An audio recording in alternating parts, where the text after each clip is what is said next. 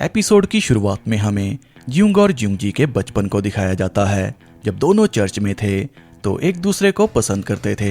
अब कहानी प्रेजेंट में आती है। ज्यूंग की माँ हॉस्पिटल में एडमिट थी क्योंकि ज्यूंग की माँ को कैंसर है। वो कुछ ही दिनों की मेहमान है। ज्यूंग की माँ पाक को सबसे ज्यादा प्यार करती है। पूरी फैमिली उसे लूजर मानती है, पर माँ को ये लगता है कि पाक एक दिन बड़ा काम करेगा। वो दूसरे पुलिस ऑफिसर की तरह टीवी पे इंटरव्यू देगा। ज्यूंग अपनी माँ से ज्यूंगजी के बारे में बात करती है और तभी ज्यूंग की माँ उसे कहती है कि ज्यूंगजी अच्छा लड़का था, पर अब पता चला वो गैंगस्टर बन चुका है। फ्लैशबैक में हमें दिखाया जाता है कि ज्यूंगजी की माँ खून से सनी थी, जिसके बाद ज्यूंगजी की पूरी फैमिली को पुलिस ने अरेस्ट कर लिया। फिर उसके बाद ज्यूंगजी और ज्यूंग एक दूसरे को कभी नहीं मिले। जब मिले तो पाक के सामने मिले। ज्यूंगजी की पूरी फैमिली को पुलिस ने अरेस्ट क्यों किया था तो ये हमें जल्दी पता चलेगा। पर कई सालों के बिछड़े प्रेमी फिर से मिल चुके हैं। पर मुसीबत की बात यह है कि ज्यूंग का पति पाक ज्यूंगजी की गैंग में अंडरकवर एजेंट है। अगर ज्यूंगजी को पता चला तो ज्यूंग को विधवा होने में ज्यादा देर नहीं लगेगी। ज्यूंगजी माशूका की याद में खोया था और ये देख पाक की जल रही थी। और तभी हमें प्राइवेट इन्वेस्टिगेटर जिन को दिखाया जाता है, जो कि ज्यूंगजी के लिए काम करता है। उसे पाक की डिटेल भेजी जाती है कि इसकी पूरी कुंडली पता करो, और इसी के साथ ज्यूंग की इन्फॉर्मेशन निकालने को कहा जाता है कि उसके पति की पूरी इन्फॉर्मेशन निकालो।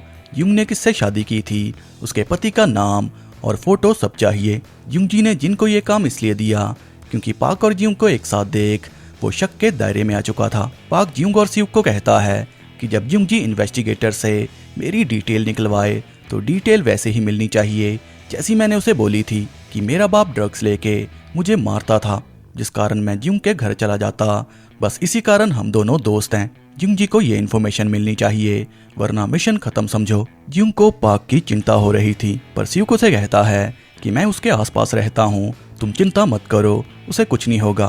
प्रोसिक्यूटर चैंग ज्यूंग को भी मिशन में शामिल कर लेते हैं क्योंकि ज्यूंगजी को अच्छे से जानती है ऑपरेशन को जल्दी खत्म करने में मदद मिलेगी और इससे पाक की सेफ्टी का भी ध्यान रहेगा। पाक की जिंदगी बचाने के लिए हमेशा उस पर नजर रखने के लिए ज्यूंग मिशन में शामिल हो जाती है, चीफली पैसों के बदले, जिनको पाक और ज्यूंग की पूरी इन्फॉर्मेशन दे देता है। पूरी गैंग ड्रेसिंग रूम में थी और तभी जिन ज्यूंगजी को रिपोर्ट करता है कि पाक का बाप नशेड़ी था, वो उसे बचपन में नशा करके पीटता था, जिस कारण पाक ज्यूंग के घर चला जाता। रही बात ज्यूंग की, तो ज्यूंग की माँ को कैंसर है और ये रही ज्यूंग के पति की फोटो हमें नहीं दिखाई जाती क्योंकि ये फोटो ज्यूंगजी पाक को दिखाएगा। पाक काफी डरा हुआ था क्योंकि पूरा ड्रेसिंग रूम गैंग मेंबर से भरा हुआ था। अगर पाक का पर्दाफाश हुआ तो गैंग उसे कच्चा खा जाएगी, पर पाक भी पूरी तरह रेडी था। पाक की डिटेल्स जिन ने सही दी, इसलिए ज्यूंगजी उसके बारे में बात नहीं करता। वो पाक से ज्यूंग के पति के बारे में पूछता है कि क्या तुम उसे कभी मिले। पाक मना कर देता है कि मैं उसे कभी नहीं मिला। पर ज्यूंग का पति है कौन, डिटेल्स में हेराफेरी करके स्यूक को ज्यूंग का पति बना दिया। पाक की जान में जान आई। ज्यूंगजी पाक को स्यूक की फोटो दिखाता है कि ज्यादा हैंडसम कौन है, ज्यूंग का पति या फिर मैं। पाक उसे कहता है कि ज्यादा हैंडसम आप हो। पाक की फिर से जल जाती है क्योंकि इस बात का मतलब ये है कि ज्यूंग का पति मुझे होना चाहिए था। अब इसके बाद हमें दिखाया जाता है कि चीफ ली को धमकी देकर चैंग ने इन्फॉर्मेशन में हेराफेरी की थी, तभी तो पाक जिंदा है। प्रोसिक्यूटर चैंग ली को धमकी देते हैं कि आगे से ज्यूंगजी की गैंग का साथ दिया या हमें धोखा देने की कोशिश की तो पूरे खानदान को जेल में डाल दूंगा। अब चैंग और स्यूक को कोई खास इन्फॉर्मेशन नहीं मिल रही थी क्योंकि पाक की ड्यूटी पेट्रोलिंग में थी, जिस कारण वो ज्यूंगजी से दूर रहता है। अगर पाक ज्यूंगजी के आसपास रहे तो इन्फॉर्मेशन मिलने की संभावना है, नहीं तो ऐसे ही ये लोग कई साल मिशन में लगे रहेंगे और कोई इन्फॉर्मेशन नहीं मिलेगी। पाक और बे जब ड्यूटी से घर जा रहे थे तो तभी उन्हें सस्पिशियस वैन दिखती है जिसमें किसी गैंग के लोग मुंह ढक के ज्यूंगजी के ऑफिस की तरफ जा रहे थे। पाक समझ गया था कि ये लोग ज्यूंगजी को मारना चाहते हैं और किसी भी समय ज्यूंगजी पे अटैक हो सकता है। गैंग के लोग ऑफिस पहुंच के ज्यूंगजी को मारने के लिए ढूंढने लगते हैं, पर ज्यूंगजी गन के साथ रेडी था। पर 6 गोलियां 20 लोगों का क्या कर लेंगी। पर तभी पाक ज्यूंगजी की जान बचा लेता है, पर जैसे ही मौका मिला वो अटैकर्स को भागने का इशारा करता है कि इसके पास गन है। इशारा मिलते ही अटैकर्स भाग जाते हैं, पर ये लोग थे कौन जो कि पाक का इशारा मिलते ही भाग गए। बताता हूँ, अटैक में पाक जख्मी हो गया था और होंग को चिंता हो रही थी कि यह अटैक सोंगडोंग ने किया होगा।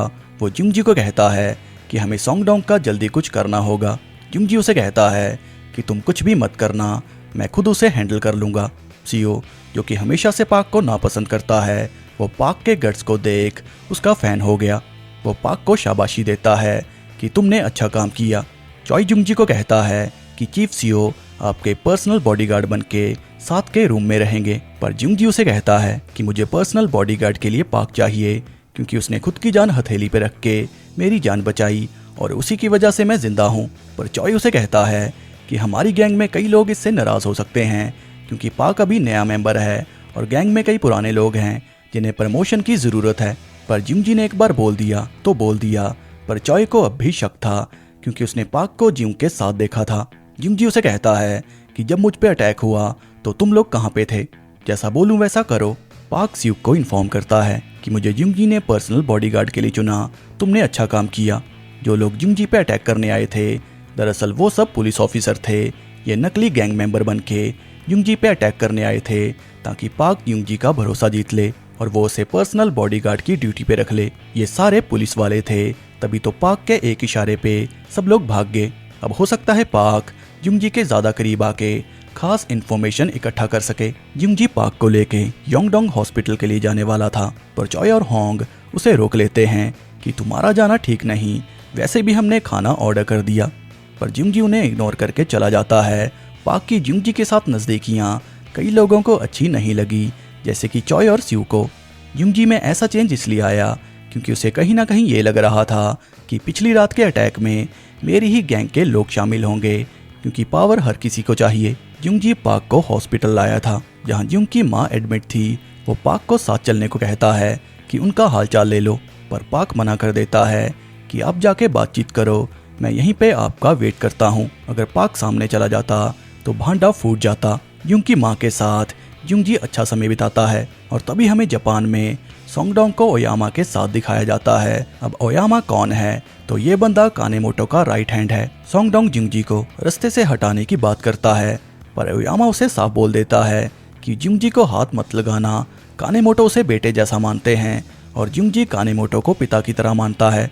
पर सोंगडोंग उसे कहता है कि मैं अपना फैसला कर चुका हूँ, मैं जुंगजी को मार दूंगा। और तभी कानेमोटो जुंगजी को कॉल करता है कि सोंगडोंग का क्या करूं, पर यह बात जुंगजी कानेमोटो पे छोड़ देता है कि आपको जो ठीक लगे वो करो, मैं तो आपके साथ हूं।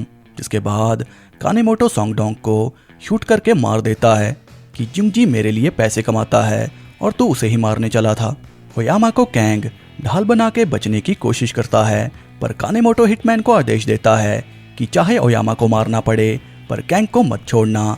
और ये चीज़ ओयामा को बुरी लग गई। इसमें ओयामा की जान तो बच जाती है, पर कैंग जैसे तैसे भाग गया। अब कानेमोटो ने सोंगडोंग को इसलिए मारा क्योंकि जुंगजी जो पैसे सोंगडोंग को हर महीने देता था, अब वो पैसे कानेमोटो को मिलेंगे, यानी कि सोंगडोंग को मारना प्रॉफिट की डील थी। कुल मिला के पैसों के लिए कानेमोटो ने सोंगडोंग का खून किया। अगर फ्यूचर में कानेमोटो को जुंगजी से ज़्यादा पैसे कमाने वाला आदमी मिला तो जुंगजी का मरना भी तय है। सोंगडोंग के मौत की खुशखबरी जुंगजी चॉय और होंग को बताता है कि मैंने तुम्हें कहा था मैं सोंगडोंग को हैंडल कर लूंगा। ये तीनों आज पैसे लेकर बोट के जरिए कानेमोटो को देने जा रहे हैं। पूरा ऑफिस खाली रहेगा क्योंकि गैंग के लोग अपने अपने कामों पे चले जाएंगे। मौका देख पाक जुंगजी के ऑफिस की तलाशी लेने लगता है ताकि ड्रग कार्टेल और अंडरवर्ल्ड की कुछ इंपॉर्टेंट इन्फॉर्मेशन मिल सके। पाक को फिशिंग की कुछ फोटोज मिलती हैं कि चॉय होंग और जुंगजी महीने में कई बार फिशिंग करने जाते हैं और कई दिनों तक वापस नहीं आते। चैंग स्यूक और पाक इतना तो समझ चुके थे कि ये लोग फिशिंग करने नहीं जाते, दाल में कुछ काला है। अब ये लोग फिशिंग की आड़ में क्या काम करते हैं, ये जानने के लिए पाक को इनके साथ जाना होगा। जैसे भरोसा जीत के बॉडीगार्ड बना, वैसे ही एक और गेम खेल के फिशिंग सस्पेंस को खत्म करना होगा कि ये लोग क्या काम करने जाते हैं। हाइडियाकी अपनी टीम को इन्फॉर्म करता है कि सोंगडोंग की लाश मिली है, ये ड्रग कार्टेल का हिस्सा था। हमें आसपास के गैंगस्टर की जासूसी करनी होगी क्योंकि सोंगडोंग की मौत का लिंक इन्हीं में से किसी एक से होगा। अब इसके बाद हमें मैनेजर चो और उसके लोगों को दिखाया जाता है जो कि जुंगजी के ड्रग सप्लायर को दबोच लेते हैं। मैनेजर चो नया गैंगस्टर बना है, वो जुंगजी के बिजनेस को हड़पना चाहता है। हैंग और चॉय जाने से पहले जब टॉर्च में सेल को चेंज करने वाले थे तो तभी चॉय को टॉर्च में पुलिस का स्टिकर दिखता है। यह टॉर्च उस रात की है जब जुंगजी पे पुलिस वालों ने गुंडा बन के अटैक किया था। तीनों गहरी सोच में पड़ जाते हैं कि पुलिस वालों को गुंडा बन के जुंगजी पे अटैक करने की क्या ज़रूरत थी, पुलिस वालों ने ऐसा क्यों किया। ये देख जुंगजी का शक फिर से पाक पे चला गया। मैनेजर चो को मिलने चॉय पहुंचता है। वो चॉय को जुंगजी के पास लेके जाने की बात करता है, पर रास्ते में चो पे अटैक करके जुंगजी उसे शहर से दूर ले जाता है। पाक को जुंगजी के पास लाया जाता है और जुंगजी उसे गन दे के कहता है कि चो को शूट करके मार दे, पर पाक हिम्मत नहीं कर पाता। सियो सामने आकर चो को मार देता है, जिस कारण पाक की जान छूट जाती है। टॉर्च में लगे स्टिकर को देख जुंगजी सारा खेल समझ गया था कि मेरे करीब आने के लिए हो सकता है पाक और पुलिस ने कोई गेम खेली हो सकता है पाक अंडरकवर एजेंट हो। ये बातें जुंगजी को परेशान कर रही थी। अब देखना ये है कि आगे क्या होगा। तो अगर आपको ये वीडियो अच्छी लगी हो तो इसे लाइक, शेयर और कमेंट करना ना भूलें। बाकी एपिसोड आपको चैनल पे मिल जाएंगे। अगर चैनल आपने पहली बार देखा तो सब्सक्राइब करके जाना।